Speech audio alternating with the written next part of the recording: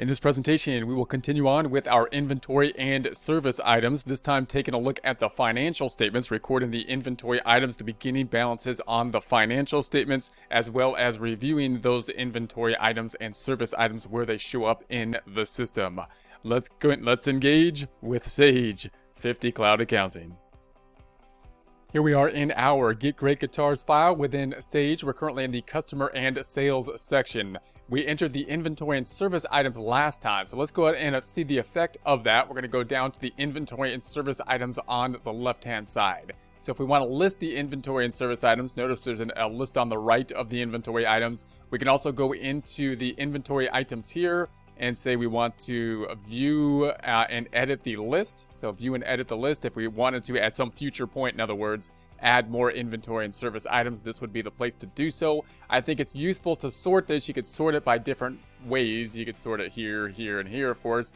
I think it's useful to sort it by item because that'll list your service items and your stock items. So obviously the service items have the pricing that we charge for them, but it doesn't have the cost amount, of course. And then the items that we buy, the Epiphone guitars, or the guitars in our case, have the unit cost here as well. If we wanted to edit any of those items, we could select that item. I'm just going to simply double click on it, and then you can see our detail for it. We could edit them there, and if we needed to add new items, we could do so from this screen as well. This is where we would go rather than going through the inventory kind of checklist as we started off with.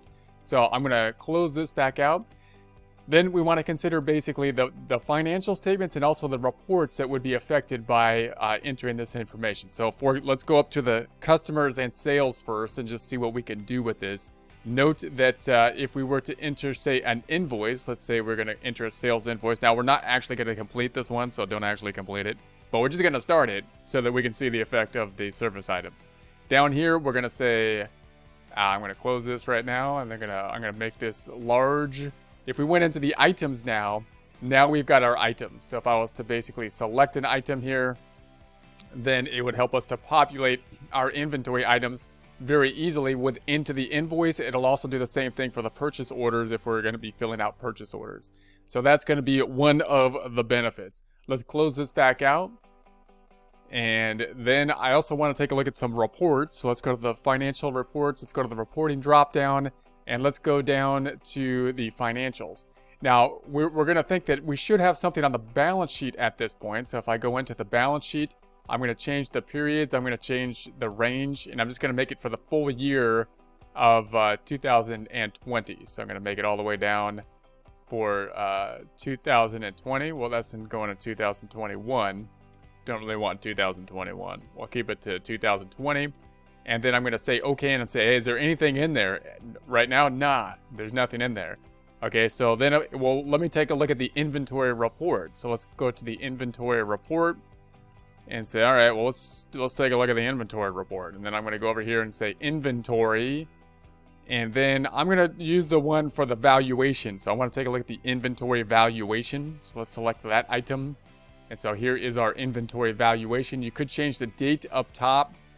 And just make sure it's as of the beginning of the year because it should be because we entered those beginning balances. So I'm going to say the beginning of the year. See if I can pull it on back to period 1.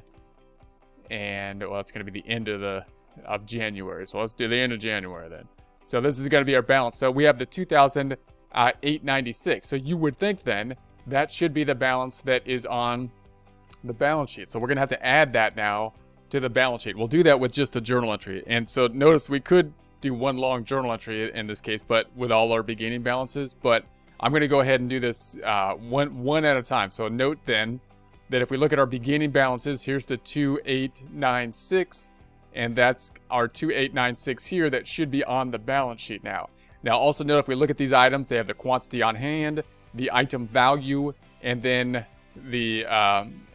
that's going to give us the total. The item value is going to be the total times 2 in this case. So this is the double the unit cost, and we're using a cost flow assumption of the first in, first out, as can be seen here. So I'm going to minimize this screen. I'm going to minimize this screen, or why don't I just go back to the screen I want to be in instead of minimizing things. So I'm going to go over here to the screen I want to be in. And then I'm going to enter a journal entry. So let's go up to the tasks up top. This is one way you can get into the journal entries. And then I'm going to go just to a standard journal entry. So I'm going to say I want to just enter the old debit and the credit. And then I'm going to make this large, and I'm going to say this is going to happen as of 01/01/20, so January 1st. And we're going to say that reference, I'm just going to, maybe I'll keep it as is. And then I'm going to say that the account is going to be inventory, should be going up. And that's going to be 1,200. And I'll put a description, beginning balance for inventory. And we said that that should be, according to our report over here, 2896, 2896, 2896, 2896, 2896. And then the other side is going to go to equity. So it's going to have to go to some kind of equity account, right? So let's take a look at our balance sheet over here. So, what kind of equity account should it be going to? So we have the income or the total capital account. It's not going to be much help over here. Let's jump back over to this report. Let's see our equity accounts. I'll select the drop down, and then I'm looking for the equity type of account. So we have other liabilities over here. Here's equity. So we can either put it into, the retained earnings would be the accumulation of the retained earnings over time for the corporation, which would probably be the most appropriate account.